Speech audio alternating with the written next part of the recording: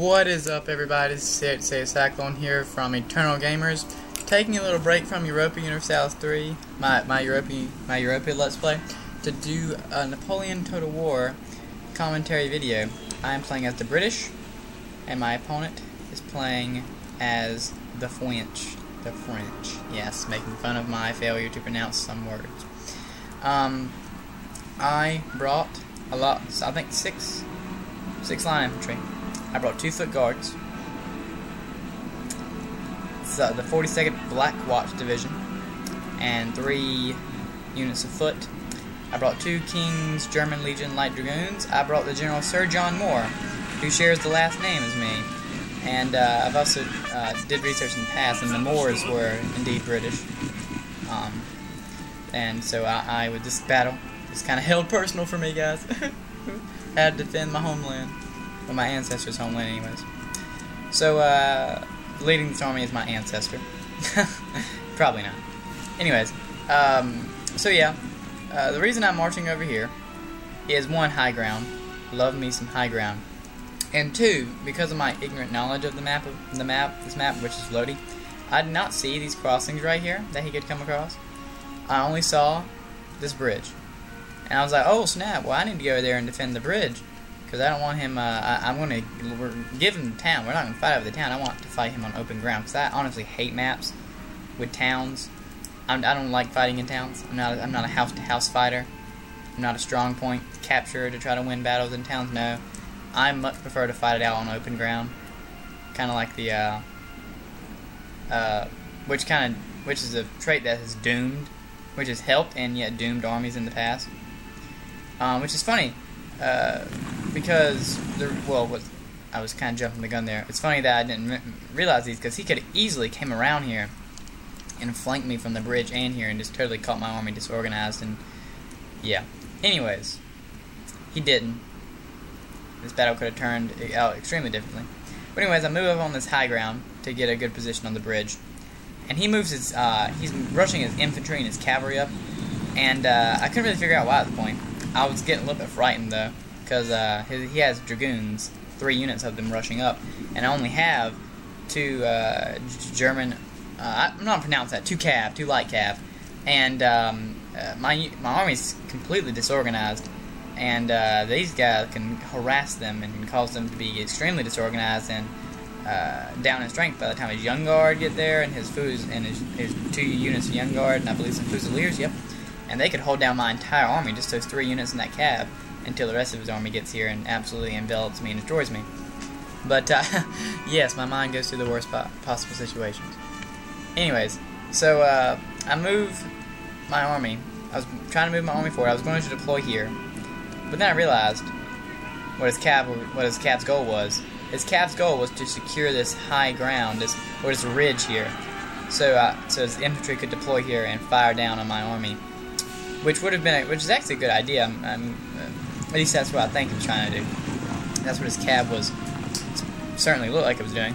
And I was a little bit concerned about this, so I started moving my light cav up and some foot guards to support, and some more foot guards and light infantry to support, and my good old ancestor here, John Moore. There he is. Anyways, so he's moving up his fusiliers, more dragoons. I believe his young guard's over now. Yep.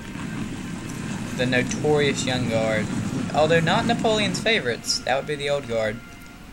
Don't know. I don't even think he brought old guard to the battle. I think he just brought some young guard. Young guard are just as much reason to be afraid, though. This is Marshal Ney. If you know anything about Napoleonic history, this guy is mainly responsible for the destruction, or in my opinion, he is, for the destruction of Napoleon's army at Waterloo. He kind of charged when he wasn't ordered to. I forget what flank he was in charge of. It was the left or the right, and he totally lost that flank to the British, to the Duke. Anyways, enough history lessons. So I start moving my foot guards up on both sides, both foot guards and the light infantry division. And I got my light dragoons here, and I'm just waiting for him. And I should have done it probably earlier, which is attack his cav and get this high ground under complete control. And kind of block off and surround this choke point, but I didn't. I was really hesitant to do so. Right now, I'll finally start moving up a little bit with the support of the foot guards. Yeah, white feathers in your hat. White feathers in your hat, guys. Better than the Prussians, they have freaking marshmallows on their heads. I believe actually, yeah. Oh, here we go. His cav is now starting to react by dismounting, which is probably why he lost this battle with the cav here. This little engagement here. I kind of spoiled it for you, but he loses this cav engagement because he I don't know. He got off his horses. I know there's a word for it, but he got off with them and kind of evened out the cav fight for me. So thank you, I guess. I guess he was trying to match my line infantry, but you know that probably wasn't the smartest idea. But now he starts to get back on the horse right here. Or at least with those guys. I don't know about these guys. But my foot guards move up regardless. And my foot guards kind of get caught in this and they form square. These guys get in position to shoot. These guys do too. At this point, he had a tremendous chance to wrap right here mid a couple units or get some good angle shots and destroy these foot guards. And these foot guards do get heavily depleted in battle. But these right here are totally out of action comparatively because this cav right here is harassing. Actually, these cav right here, these light dragoons weren't supposed to win this cav fight, which they do. Like, I already spoiled it for you, so I might as well say it now. They weren't supposed to win. They were only supposed to kind of hold them off so I can get my supporting infantry up here. These guys right here are trying to attack his light infantry and his young guard. Eventually, they will. Anyways, I've realized I'm in dire straits in this battle. He's got numerical and he's got more fire. We're outgunned, we're outclassed, out everything. He's even got his general here helping us. Marshal, failure, nay. And so I get, and you know, these foot guards are absolutely getting torn up. So, and I wasn't expecting to win this either, so I move up my general to give a little morale support. And I have the Black Watch, my favorite elite unit of the British, just because of the funny hats, firing down on these light infantry as his young guard move up to support his light infantry. I like how the flags work in this game. So realistic. Anyways, the battle is pretty even out here. And I have these two units back here in the back, or actually, dang, I have 4 units back here in support. I just used the rally feature, which probably is responsible for me winning this cav fight. Anyways, I move up these 2 units in support after this little skirmish broke out, rather. And look at these, look at this. I'm so good at this game, guys. Look at this, guys. Look at this. Perpendicular to my foot guards, nonetheless. Getting shot up. I can't believe that they weren't absolutely crushed. Anyways, so the dragoons somehow lost against my light infantry, probably because of the support of my foot guards. But in turn, I lost all my light dragoons. But it was a good trade-off because I lost light infantry, he lost heavy infantry. But anyways, the good thing about having reserves is that you can use them to exploit advantages. And it's if you look through read history, you realize that most crushing victories were won by exploiting advantages through the use of reserves.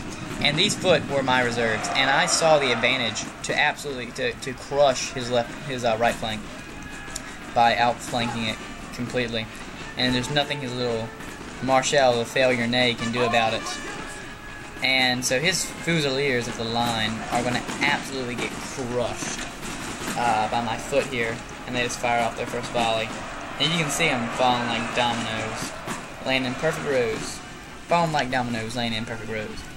Anyways, over here on the battle, for some reason, he didn't bring these Fusiliers up to help this battle.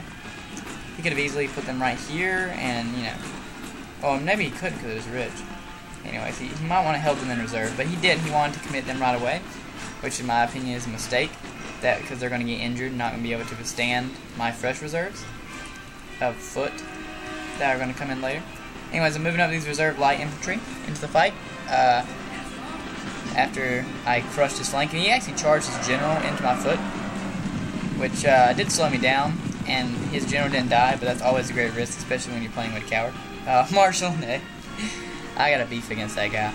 Anyways, so I saw the Young Guard were destroying my 42nd Black Watch as they were already taking fire from the now destroyed light, Voltigeurs, I believe, light infantry. So I bring up my foot here, as reserve, and they're fresh, and along with his 42nd Black Watch, the Young Guard just simply did not stand a chance. And also, I'm wrapping up his flank here, and wisely for him, he sees this, and he pulls back his Young Guard, and forms kind of, he's going to form like a kind of a trapezoid without the bottom here. I'm sorry, he's not. He's actually going to move these units up here, over here, to support his Young Guard. Oh, yes. And that would be the brave foot guards right here, who have been absolutely devastated. 2/3 of their men destroyed, and they have no more ammo. So what am I going to use them to do? Well, since he weakened his left flank right here by removing these Fusiliers, I say there's nothing better they can be used for than the destruction of his left flank, my right flank. I'm sorry, a little bit dyslexic. Nah, a little bit dyslexic in there. I'm not really dyslexic. You know what? Don't judge me. Anyways, so the Black Watch are also taking heavy casualties. That's, if you're in my army, you probably will. And so I say, you know what? I charge these guys, and that actually kind of worked because these units aren't firing, and I'm about to crush his flank. So, might as well use it here. So these guys are charging the Young Guard. Oh, and I did not see that. I did not actually see that. My foot guards are cutting. He's getting cut down from each direction, so no wonder he's running. Some other people are running too. I think it was these guys. Yep, but they took out the Frenchies before they were defeated. And I'm turning my flank here to face his last remaining line unit of Fusiliers, I do believe. Yeah, he's got some Fusiliers back there. But anyways, these Young Guard, regardless of my absolute misuse of the Black Watch, at least in the last few seconds of its existence, will lose this engagement due to the support from the Lightfoot, as it no longer has to deal with a threat from over here.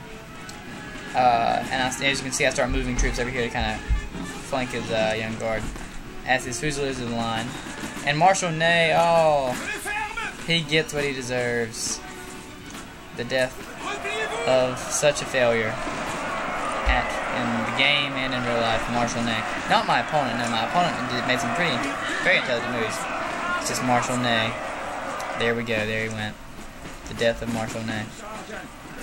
Anyways, yeah, my opponent fought bravely, but alas, and he made a good move trying to get this red sheet. He would have won. It would have been very easy. He had many opportunities. He was a new player just like I am, so he was prone to mistakes. Everybody is. I was very surprised to actually win this battle. I'm certainly not great at this game whatsoever. But in the end, even suffering heavy losses for all my units, except for this one, I did win, as the rows of bodies are evident, showing the former lines of the enemy. As I've crushed what was their expedition. Oh yeah, he tried to sneak up on me back here, but I was fine. I forgot to show you that. Anyways, this was a nice little battle that went from skirmish, minor skirmish, to huge battle, decided by advantage and reserves and timing and such. But good game to my opponent. He was made some very intelligent moves, although he was playing as France, so he never had much of a chance from the beginning. Anyways, this is Say Cyclone signing off for now. I'll get some EU3 for you later. Please check with us later, hit the like button, subscribe, and we will see you guys later.